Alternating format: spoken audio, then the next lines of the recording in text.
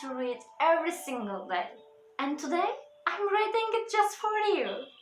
It is called as Little Red Riding Hood. Let's begin. Once upon a time, there was a little girl, the prettiest you could hope to see. Her mother doted on her, and her grandmother was even more fond of her. The kind old woman had a little red hood made for her, which suited her so well that everyone called her, "Oh, Little Red Riding Hood." One day, her mother baked some cakes and said to her, "Go and see how your grandmother is, for I hear that she is ill.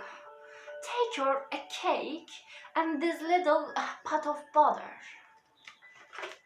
Little Red Riding Hood set off at once to see her grandmother, who lived in another village. As she was going through a wood, she met Master Wolf, who had a great mind to eat her, but did not dare to, because of some woodcutters who were working nearby. He asked her where she was going. The poor child, who did not know that it was dangerous to stop and talk to a wolf, said, "I'm going to see my grandmother, and I'm taking her a cake and a little pot of butter from my mother."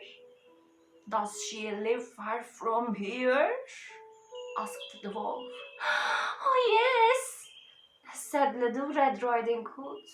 "It's beyond that mill which you see over there, in the first house in the village." Well, said the wolf. "I'm going to see her too. I will go this way and you go that way, and we will see who gets there first." The wolf ran off at full speed along the shortest path, while the little girl took the longest one, dawdling on the way to gather nuts, chase butterflies, and pick little bunches of wild flowers. The wolf soon reached the grandmother's house. He knocked. "Rat-a-tat. Who is there?" "It's your granddaughter, Little Red Riding Hood," said the wolf, imitating her voice. "I brought you a cake and a little pot of butter from my mother." The grandmother, who was in bed because she was feeling rather poorly, called out, "Pull the catch and you will lose the latch." The wolf pulled the catch and the door opened. He sprang on the old lady and devoured her in a twinkling, for he had had nothing to eat for over 3 days. Then he shut the door and got into the bed to wait for Little Red Riding Hood. Presently, she arrived and knocked at the door. "Rat-a-tat. Who is there?" At first, Little Red Riding Hood was afraid when she heard the gruff voice of the wolf, but then she thought that her grandmother must have a cold, so she answered, "It's your granddaughter, Little Red Riding Hood. I brought you a cake and a little pot of butter from my mother." Making his voice a little less gruff, the wolf called out, "Pull the catch and you will lose the latch." Little Red Riding Hood pulled the catch and the door opened.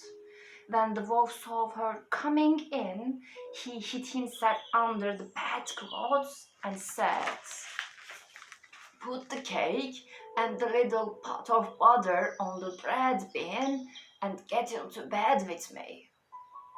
Little Red Riding Hood undressed and got into bed, but she was very surprised to see how her grandmother looking in her night clothes. She said to her, "What big arms you have, grandmother!" "The better to hug you with, my dear." "What big legs you have, grandmother!" "The better to run with you, my child." "What big ears you have, grandmother!" "The better to hear with, my child." "What big eyes you have, grandmother!" "The better to see with, my child." "What big teeth you have, grandmother!" "They are to eat you with, my dear," roared the wolf and leapt out of the bed and began to chase the little girl. Almost too late. Little Red Riding Hood realized that the person in the bed was not her grandmother, but a hungry wolf. She ran across the room and through the door, shouting, "Help! A wolf!" as loudly as she could. A woodsman who was chopping logs nearby heard her cry and ran towards the cottage as fast as he could. He grabbed the wolf and made him spit out the poor grandmother, who was a bit frazzled by the whole experience, but still in one piece. "Oh, Grandma, I was so scared," sobbed Little Red Riding Hood. "I never speak to strangers or dawdle in the forest again." There, child. You learned an important lesson.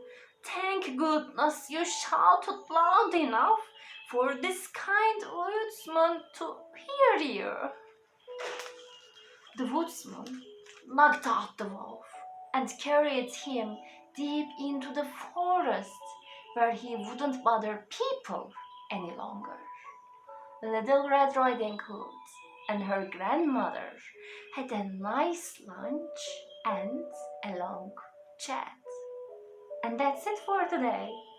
I hope you enjoyed my story.